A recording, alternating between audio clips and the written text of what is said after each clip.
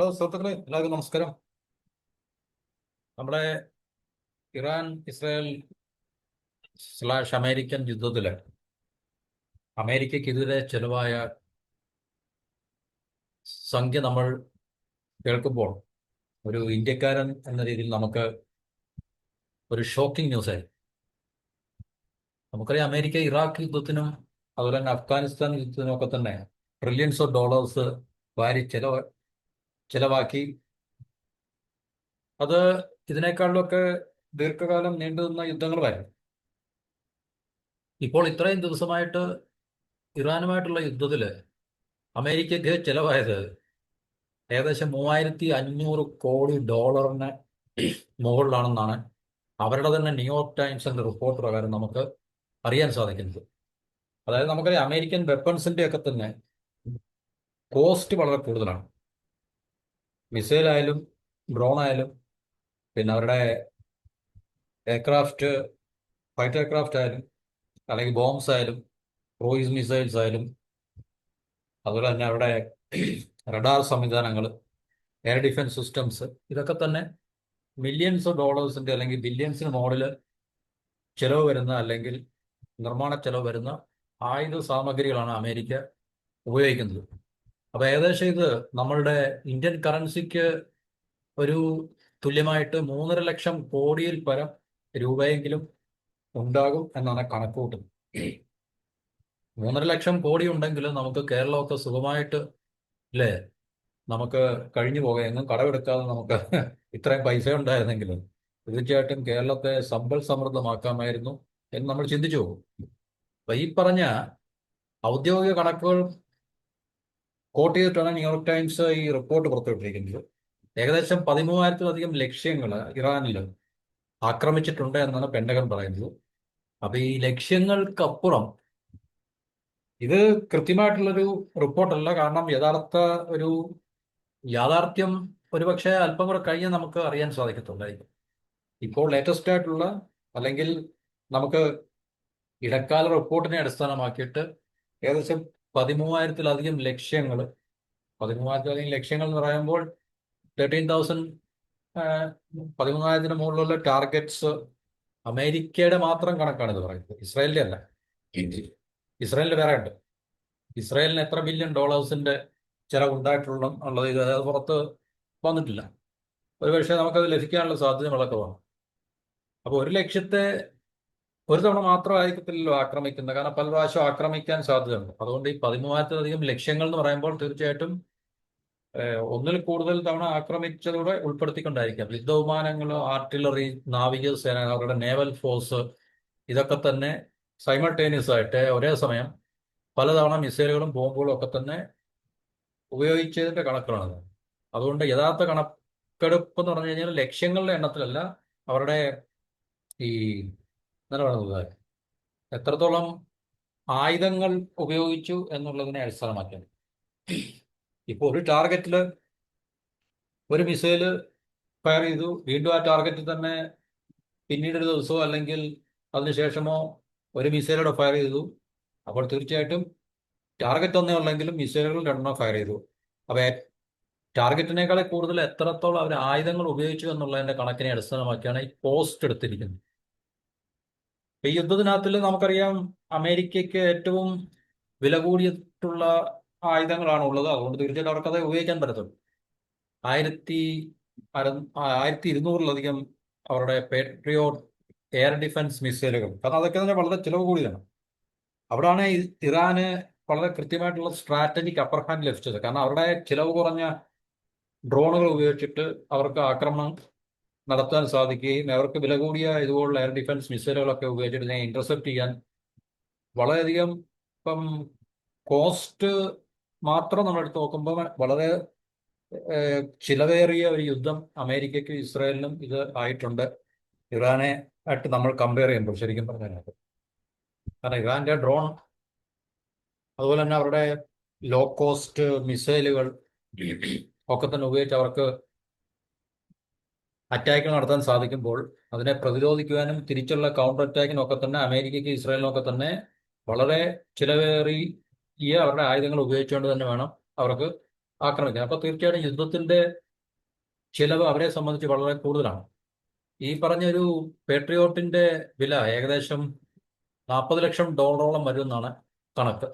കാരണം ഇതിന്റെയൊക്കെ പ്രൊഡക്ഷൻ വളരെ ലിമിറ്റഡ് ആണ്, ഒരു വർഷത്തെ കപ്പാസിറ്റി.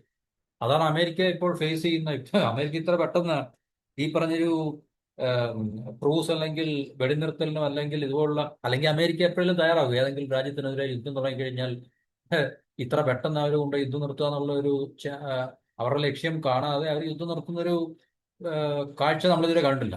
ഇവിടെ എന്തുകൊണ്ടാണെന്ന് ചോദിച്ചു കഴിഞ്ഞാൽ അമേരി അമേരിക്കയുടെ ഈ പറഞ്ഞ ആയുധങ്ങളുടെ സ്റ്റോക്ക് ഫയലൊക്കെ വളരെ പിന്നെ എന്താണ് പറയുന്നത് കുറഞ്ഞുകൊണ്ടിരിക്കുകയാണ്. കാരണം ഇതൊക്കെ ഇപ്പം ഇറാനെ സംബന്ധിച്ച് അവർക്ക് വളരെ മാസീവായിട്ട് അവരുടെ ഡ്രോണൊക്കെ ചീപ്പായിട്ട് അവർക്ക് മാനുഫാക്ചർ ചെയ്യാൻ സാധിക്കും.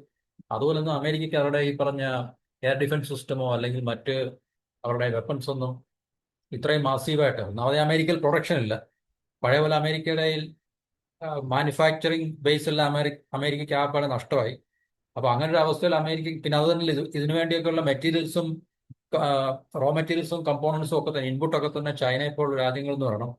അപ്പൊ അതൊക്കെ അമേരിക്കയെ വലിയ ബുദ്ധിമുട്ടിലാക്കുന്ന ഒരു പ്രശ്നമായതുകൊണ്ട് തീർച്ചയായിട്ടും അമേരിക്കയ്ക്ക് ഇനി പഴയ പോലൊരു ഇതുപോലുള്ളൊരു എന്താ പറയുന്നത് സ്ട്രാറ്റജിക് വാർ ഫൈറ്റ് ചെയ്യാനുള്ള കപ്പാസിറ്റി ഉണ്ടാകാനുള്ള സാധ്യതയുള്ള കുറവാണ്.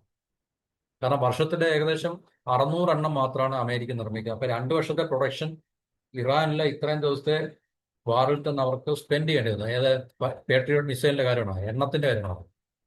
2 വർഷത്തെ ഉത്പാദനത്തിന് തുല്യമായിട്ടുള്ള മിസൈലുകൾ ഈ പറഞ്ഞ വളരെ ചുരുങ്ങിയ സമയത്തിനുള്ളിൽ അവർക്ക് ഉപയോഗിക്കേണ്ടി വന്നു. അപ്പൊ യുദ്ധം മുന്നോട്ട് പോവുകയാണെങ്കിൽ തീർച്ചയായിട്ടും അവരുടെ കയ്യിൽ ഇതുപോലെ ആയുധങ്ങൾ ഉണ്ടാകണം നിർബന്ധമൊന്നുമില്ല. പക്ഷെ ഇറാനെ സംബന്ധിച്ച് അവർക്ക് ഡ്രോണുകളൊക്കെ തന്നെ വളരെയധികം നമ്പറിലുള്ള എണ്ണത്തിൽ അവർക്ക് പെട്ടെന്ന് തന്നെ അവർക്ക് മാനുഫാക്ചർ ചെയ്യാൻ സാധിക്കും എന്നുള്ള വലിയൊരു അഡ്വാൻറ്റേജ് ഇറാനെ സംബന്ധിച്ചുണ്ട്.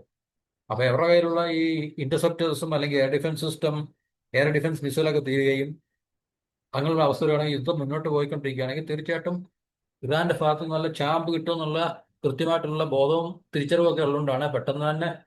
അപ്പൊ ആദ്യം ഒന്ന് ശ്രമിച്ചു നോക്കി, അത് അവരുടെ ലക്ഷ്യം നേടുവാൻ സാധിച്ചില്ല. പിന്നെ കുറെയൊക്കെ ചുമ്മാ അതിൽ റാൻഡം ബേസിൽ അവരുടെ കൊണ്ട് ബോംബ് ചെയ്തിട്ട് ഇതിനകത്ത് നിന്ന് പതുക്കെ തല ഊരാനുള്ള പരിപാടിയിലാണ് ട്രംപും കൂട്ടരും നെതന്യാഹുവും ഒക്കെ. അപ്പൊ അതിന്റെ ഒരു ഇടവേളയാണോ എന്ന് നമുക്കറിയത്തില്ല. യുദ്ധം തൽക്കാലം നിന്നിട്ടുണ്ട്.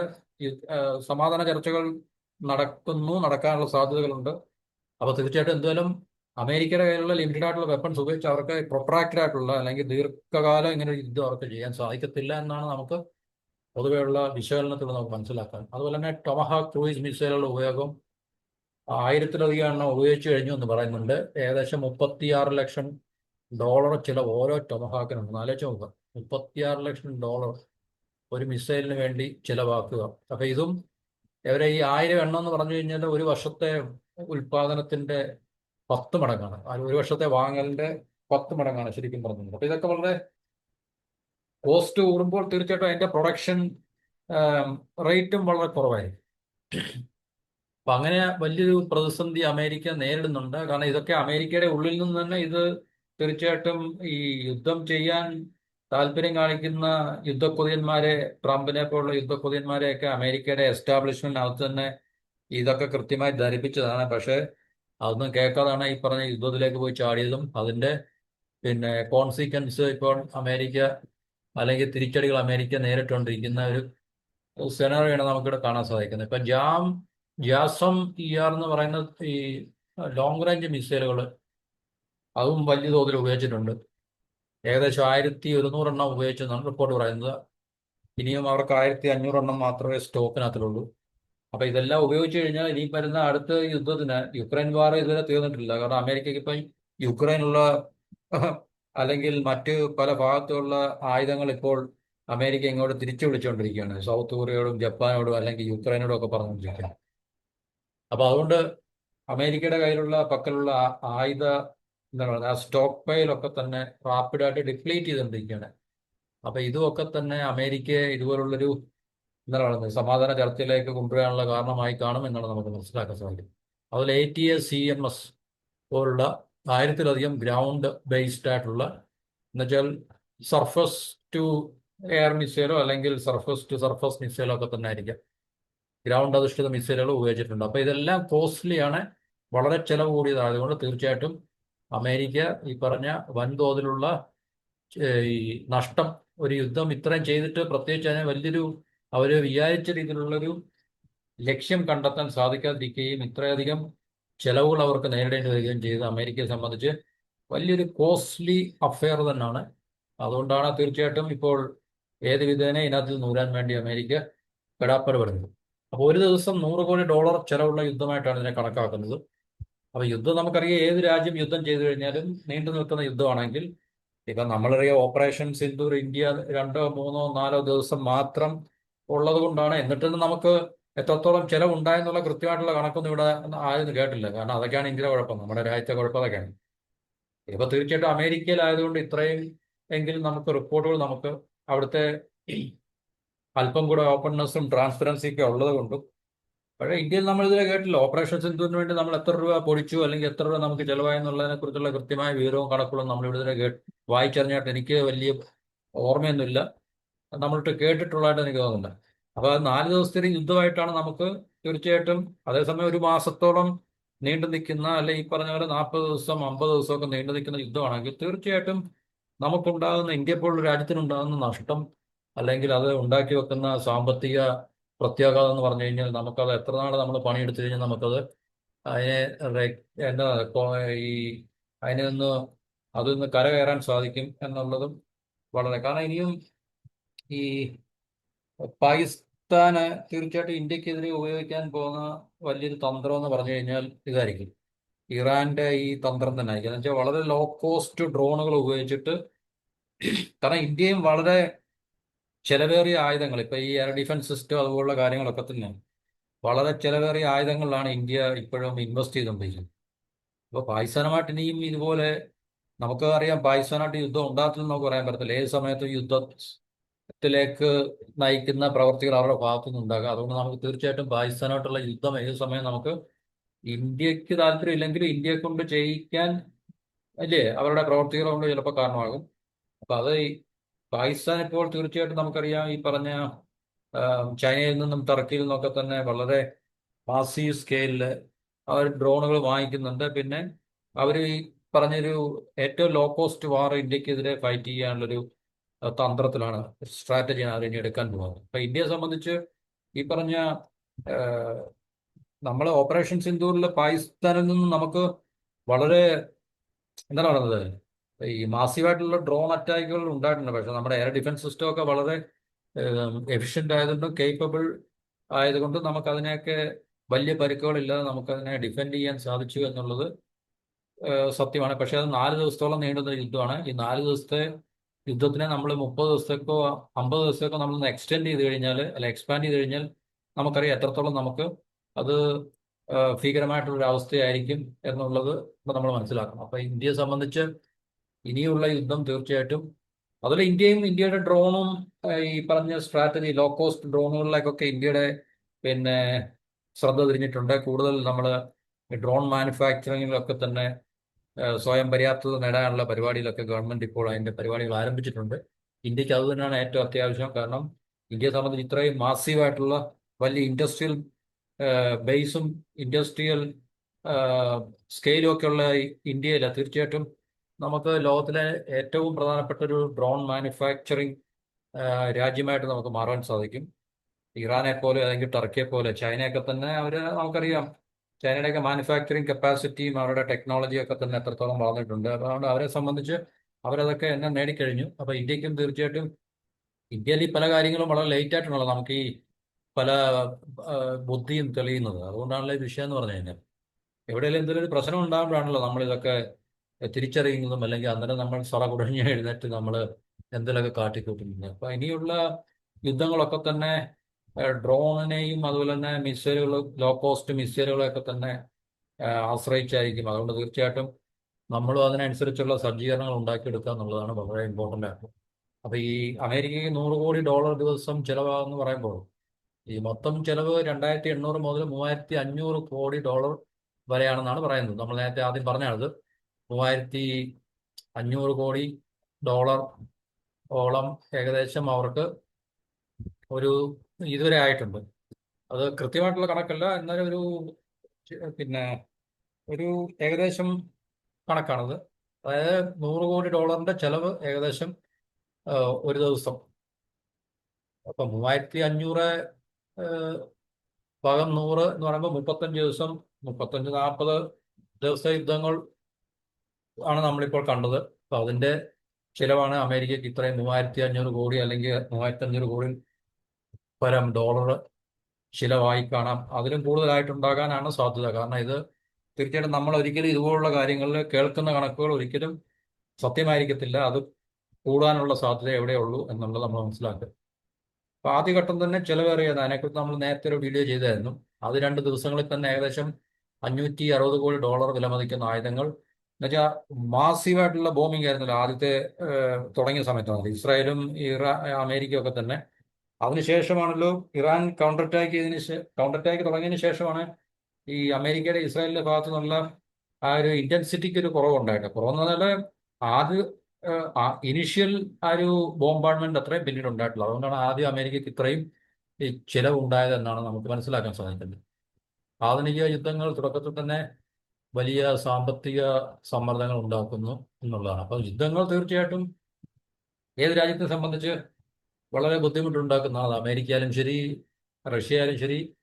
നമുക്ക് ഇനിയിപ്പോൾ റഷ്യയൊക്കെ ഈ യുദ്ധം തീർന്നാൽ യുദ്ധത്തിന്റെ കെടുതിയിൽ നിന്നും അവർക്ക് കരകയറി വരിക എന്നുള്ളത് വളരെ, നമുക്കറിയാം, നേരിട്ട് ബാധിക്കുന്ന ഒരു രാജ്യമാണെങ്കിൽ ആ രാജ്യത്തുണ്ടാകുന്ന നാശനഷ്ടങ്ങൾ, കാരണം അവർക്ക് ഇത്രയും ഇൻഫ്രാസ്ട്രക്ചർ അവർക്ക് കൺസ്ട്രക്ട് ചെയ്യണം. പിന്നെ ഇത്രയും നാൾ അവർ യുദ്ധത്തിന് വേണ്ടി ഉപയോഗിച്ച അവരുടെ മിലിറ്ററി, പിന്നെ മിലിറ്ററി ആയിട്ട് ഈ പറഞ്ഞ ആയുധങ്ങളെല്ലാം തന്നെ അവർക്ക് വീണ്ടും പിന്നെ അതിനെ ഉണ്ടാക്കി പഴയ അവസ്ഥയിൽ നിന്ന് കൂടുതൽ സ്റ്റോക്ക് പൈൽ അവർക്ക് ചെയ്യണം. അതെല്ലാം ഭാരിച്ച ചെലവുകൾ ഉള്ള ഒരു കാര്യമാണ് ശരിക്കും. കാരണം യുദ്ധത്തിൽ നിരന്തരം ഡെയിലി യുദ്ധം നടക്കുമ്പോൾ, ഇതിപ്പോ ഇത്രയും 40 അല്ലെങ്കിൽ 45 ദിവസം യുദ്ധത്തിൽ ഇത്രയും നഷ്ടങ്ങൾ ഉണ്ടായിട്ടുണ്ടെങ്കിൽ കഴിഞ്ഞ 2-3-4 വർഷമായിട്ട് യുദ്ധത്തിൽ ഏർപ്പെട്ടുകൊണ്ടിരിക്കുന്ന രാജ്യത്തിന് എന്തുമാത്രം മില്യൺസ് അല്ല ട്രില്യൺസ് ഓഫ് ഡോളേഴ്സിന്റെ നഷ്ടങ്ങൾ ഇപ്പോൾ ഉണ്ടായി കാണും. അപ്പൊ അതെല്ലാം അവർക്ക് പഴയ പടുതിയിലേക്ക് രാജ്യത്തെ കൊണ്ടുവരിക എന്നുള്ളത് വളരെയധികം ബുദ്ധിമുട്ടുള്ള ഒരു കാര്യമാണ്. പക്ഷെ എന്നിട്ടും യുദ്ധം നിൽക്കുന്നില്ല, അവിടെ യുദ്ധം തുടർന്നുകൊണ്ടിരിക്കുകയാണ്. അതാണ് നമുക്ക് ഏറ്റവും അത്ഭുതകരമായിട്ടുള്ള കാര്യം. എങ്ങനെ ഈ രാജ്യങ്ങളൊക്കെ പിടിച്ചു നിൽക്കുന്നു. റഷ്യ പോലുള്ള രാജ്യമൊക്കെ നമ്മൾ സാമ്പത്തിക രംഗം എടുത്തു നോക്കിക്കഴിഞ്ഞാൽ ഇപ്പോൾ ഇന്ത്യയുടെ പകുതി പോലും അവരുടെ GDP ഇല്ല ശരിക്കും പറഞ്ഞു കഴിഞ്ഞപ്പോൾ. അപ്പൊ അങ്ങനെയുള്ള രാജ്യത്തിനൊക്കെ എങ്ങനെ ഇത്രയും കണ്ടിന്യൂസ് ആയിട്ടുള്ള അല്ലെങ്കിൽ തുടർച്ചയായിട്ടുള്ള ഇത്രയും ഈ കാലഘട്ടത്തിൽ യുദ്ധം ചെയ്യാൻ സാധിക്കും എന്നുള്ളത് അത്ഭുതകരമായിട്ടുള്ള കാര്യമാണ്. അപ്പൊ മിസൈലുകൾ കൂടാതെ തന്നെ വില കൂടിയ സൈനിക ഉപകരണങ്ങളും അവർക്ക് നഷ്ടമായിട്ടുണ്ട്. ഖത്തറിലും ബഹ്റിനിലും ഒക്കെയുള്ള അവരുടെ പല മിലിറ്ററി ബേസിലൊക്കെ തന്നെ അവരുടെ വില കൂടിയ റഡാറും അതുപോലെ തന്നെ മറ്റ് ഇലക്ട്രോണിക് സംവിധാനങ്ങളും ഒക്കെ തന്നെ അവർക്ക് നഷ്ടമായിട്ടുണ്ട്. പിന്നെ 2 MC 130 വിമാനങ്ങൾ, 3 MH-6 ഹെലികോപ്റ്ററുകൾ ഉൾപ്പെടെ ഏകദേശം $28 കോടി നഷ്ടമായിട്ടുണ്ട്. അങ്ങനെ നഷ്ടങ്ങളുടെ കണക്കുകൾ മാത്രമേ ഉള്ളൂ തീർച്ചയായിട്ടും പറഞ്ഞത്. നഷ്ടങ്ങളുടെ കണക്കുകൾ മാത്രമേ ഉള്ളൂ. അപ്പൊ അതുകൊണ്ട് തീർച്ചയായിട്ടും ഇത് അമേരിക്കയ്ക്ക് ഉണ്ടാക്കി വെച്ചിരിക്കുന്ന സെറ്റ് ബാക്ക്, അല്ലെങ്കിൽ സാമ്പത്തികമായി എല്ലാം അവസാനം സാമ്പത്തികത്തിലാണല്ലോ നിൽക്കുന്നത്. കാരണം എല്ലാ അവസാനം പണത്തിന്റെ കണക്കിലാണല്ലോ നിൽക്കുന്നത്. ഒരു ഹെലികോപ്റ്റർ തകർന്നു എന്ന് പറഞ്ഞാലും, അല്ലെ 10 മിസൈല് 1000 മിസൈല് നമ്മൾ വിക്ഷേപിച്ചു എന്ന് പറഞ്ഞാലും അവസാനം അതിന് എത്ര കോടി ഡോളറായി എന്ന് മാത്രമേ ചോദിക്കത്തുള്ളൂ. എല്ലാം സാമ്പത്തികത്തിലാണോ നിൽക്കുന്നത്, അല്ലെ എല്ലാം പണത്തിൽ ആണ് മണി മാറ്റേഴ്സ്. അതുകൊണ്ട് തീർച്ചയായിട്ടും ഇതെല്ലാം സാമ്പത്തികമായിട്ട് ഉണ്ടാക്കി വെക്കുന്ന ആഘാതങ്ങൾ തന്നെയായിരിക്കും. അപ്പൊ ഇത് നമുക്ക് ഈ യുദ്ധത്തിന്റെ ഇതുവരെയുള്ള ആകമൊത്തം ടോട്ടൽ ഒരു ഔട്ട്കം എന്ന് നമുക്ക് മനസ്സിലാക്കാൻ കഴിയുന്നത് അമേരിക്കയുടെ ഒരു ഗ്ലോബൽ ഈ മിലിറ്ററി പവറിന് കാര്യമായിട്ടുള്ള ചില ശേഷിക്കുറവ് ഉണ്ടായിട്ടുണ്ട്. അതുകൊണ്ടാണല്ലോ മറ്റു പല രാജ്യങ്ങളിൽ നിന്നും അമേരിക്കയ്ക്ക് ഈ വെപ്പൺസിനെ ഇങ്ങോട്ട് ഷിഫ്റ്റ് ചെയ്യേണ്ട, അല്ലെങ്കിൽ സൗത്ത് കൊറിയ, ജപ്പാൻ അല്ലെങ്കിൽ യുക്രൈൻ ഇതുപോലുള്ള രാജ്യങ്ങളിൽ നിന്നും യൂറോപ്പിലെ പല രാജ്യങ്ങളിൽ നിന്നും ഒക്കെ തന്നെ അമേരിക്കയ്ക്ക് അവരോടൊക്കെ റിക്വസ്റ്റ് ചെയ്യേണ്ടതായിട്ട് വന്നിട്ടുണ്ട്. അപ്പൊ ഇത് ഇനി ഭാവിയിൽ ഇപ്പോൾ നടന്നുകൊണ്ടിരിക്കുന്ന റഷ്യ യുക്രൈൻ യുദ്ധത്തിലും ഭാവിയിൽ ചൈനയുമായിട്ട് ഏതെങ്കിലും തരത്തിലുള്ള തായ്വാനുമായിട്ട് ബന്ധപ്പെട്ട യുദ്ധത്തിലൊക്കെ അമേരിക്കയ്ക്ക് അവരെ നേരിടണമെങ്കിൽ തീർച്ചയായിട്ടും ഈ അവരുടെ മിലിറ്ററി കപ്പാസിറ്റിക്ക് അല്ലെങ്കിൽ കേപ്പബിലിറ്റിക്ക് ഒരു കുറവ് വന്നിട്ടുണ്ട്, അല്ലെങ്കിൽ കുറവുണ്ടാകാമെന്നുള്ള. അതുപോലെ തന്നെ ഈ പറഞ്ഞ അവരുടെ ആംസ് പ്രൊഡക്ഷനൊക്കെ തന്നെ ഈ പറഞ്ഞ വളരെ ചെറിയ തോതിൽ മാത്രമാണ് നടക്കുന്നത്. വർഷത്തില് ഇപ്പം ഇത്ര 600 മിസൈൽ അല്ലെങ്കിൽ 500 മിസൈൽ എന്നൊക്കെ പറഞ്ഞ കണക്കിൽ അവർക്ക് പ്രൊഡ്യൂസ് ചെയ്യാൻ സാധിക്കത്തുള്ളൂ. അപ്പൊ അതൊക്കെ തീർച്ചയായിട്ടും ചൈനയുമായിട്ട് തായ്വാന്റെ പ്രശ്നത്തിൽ അവർക്കൊരു വാർ ഫ്രണ്ട് ഒക്കെ ഓപ്പൺ ചെയ്യേണ്ടി വരികയാണെങ്കിൽ തീർച്ചയായിട്ടും ചൈനയുടെ പക്കലുള്ള നമുക്ക് ആം, എന്താണ് വളരെ ഈ മെഷർ ചെയ്യാൻ സാധിക്കാത്ത അവരുടെ എന്താണ് ആ ഒരു സ്റ്റോക്ക് പൈലിന് മുമ്പിലൊക്കെ അമേരിക്കയ്ക്ക് എങ്ങനെ പിടിച്ചു നിൽക്കാൻ സാധിക്കും എന്നുള്ളത് വളരെ സംശയമാണ്. അപ്പൊ അത് ഇത്തരം ഈ ശേഖരങ്ങളൊക്കെ തന്നെ പുനർനിർമ്മിക്കുവാൻ വേണ്ടി അമേരിക്കയ്ക്ക് വർഷങ്ങൾ എടുക്കേണ്ടി വരും. അത് അത്ര എളുപ്പമുള്ള കാര്യമല്ല. ഇപ്പോഴത്തെ നിലവിലുള്ള ഉൽപാദന ശേഷി, പ്രൊഡക്ഷൻ കപ്പാസിറ്റി ഒന്നും അതിന് മതിയായിട്ടുള്ളൊരു ആ, പിന്നെ മതിയാകത്തില്ല എന്നാണ് വിലയിരുത്തൽ. അപ്പൊ അതുകൊണ്ട് നമുക്കറിയാം അമേരിക്ക ആ, ഒരു മാനുഫാക്ചറിങ് പവർ അല്ലല്ലോ ഇപ്പം ഒരു മേഖലയിൽ. അതുകൊണ്ട് തന്നെ വലിയ ബുദ്ധിമുട്ടാണ്. പിന്നെ ഈ പറഞ്ഞ കാര്യങ്ങൾക്കൊക്കെ വേണ്ടി അമേരിക്ക വൻതോതിൽ ചൈനയെ ആശ്രയിക്കുന്നുണ്ട്. ചൈന ഏതെങ്കിലും രീതിയിൽ അതിൽ ഇടങ്കോലിടുകയാണെങ്കിൽ അമേരിക്കയ്ക്ക് വലിയ ബുദ്ധിമുട്ടുണ്ടാക്കും.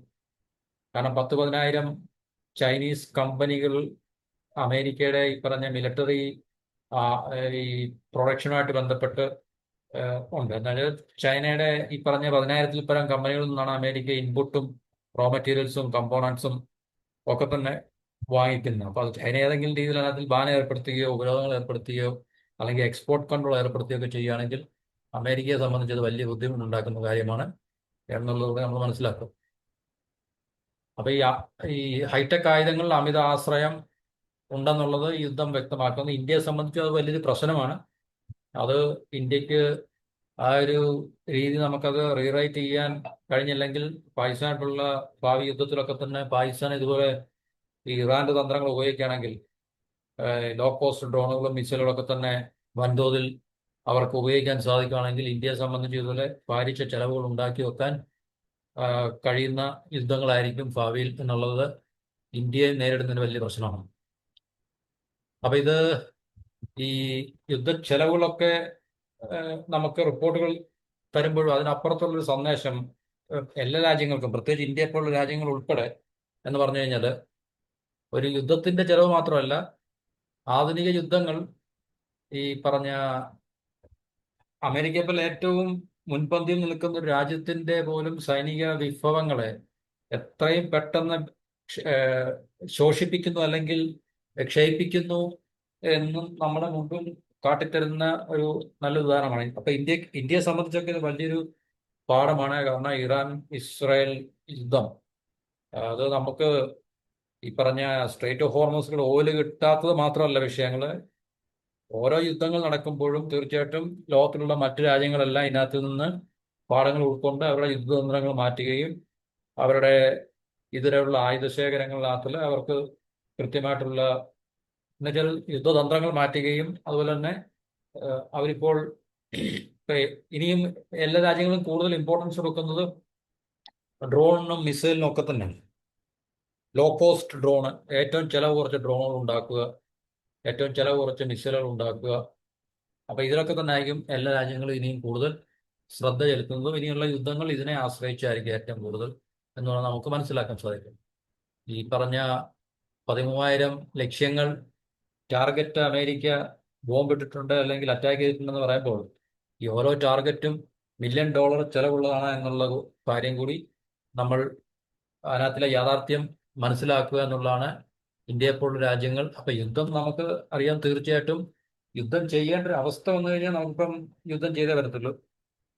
പക്ഷെ നമ്മൾ പരമാവധി ഇന്ത്യയെപ്പോലുള്ള രാജ്യങ്ങളൊക്കെ തന്നെ നമുക്കറിയാം നമ്മൾ അങ്ങനെ യുദ്ധത്തിൽ ഏർപ്പെടാൻ പോകുന്ന രാജ്യമൊന്നുമില്ല. പിന്നെ വല്ലപ്പോഴും പാകിസ്ഥാന്റെ ഭാഗത്തു നിന്നുള്ള ഇതുപോലുള്ള ഏതെങ്കിലും തരത്തിലുള്ള പ്രശ്നങ്ങൾ ഉണ്ടാകുമ്പോൾ മാത്രമാണ് നമുക്ക് പാകിസ്ഥാനോട് യുദ്ധം ചെയ്യേണ്ടി വരുന്നത്. ഇപ്പൊ ഇന്ത്യയും ചൈനയൊക്കെ തന്നെ ഇതുപോലെ ഇത്രയും ദിവസം നീണ്ടു നിൽക്കുന്ന ഒരു യുദ്ധം ഉണ്ടാകുകയാണെങ്കിൽ പിന്നെ നമുക്ക് നമ്മൾ ഈ 10, 75, 80 വർഷം കൊണ്ട് ഉണ്ടാക്കിയെടുത്തത് നമുക്ക് ഇത്രയും വർഷം കൂടെ ഇനിയും മുമ്പോട്ട് പോയാൽ മാത്രമേ നമുക്ക് തീർച്ചയായിട്ടും അങ്ങനെ ഒരു രാജ്യത്തിനെ വീണ്ടും നിർമ്മിച്ചെടുക്കാൻ സാധിക്കത്തുള്ളൂ. അതുകൊണ്ട് നമ്മൾ യുദ്ധം ഒരു പരിഹാരമല്ല, യുദ്ധം നാശനഷ്ടങ്ങൾ മാത്രമേ ഉണ്ടാക്കത്തുള്ളൂ ഏത് രാജ്യത്തിനും എന്നുള്ളതിൻ്റെ കൂടെ തെളിവാണിത്.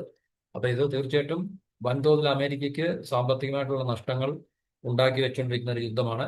അപ്പോൾ അതുകൊണ്ട് തീർച്ചയായിട്ടും മറ്റു രാജ്യങ്ങൾക്ക് ഇതൊരു പാഠമാണ് എന്നുള്ളത് പറഞ്ഞുകൊണ്ട് ഈ ടോപ്പിക് ഇവിടെ അവസാനിപ്പിക്കുന്നു. എല്ലാവർക്കും നന്ദി, നമസ്കാരം.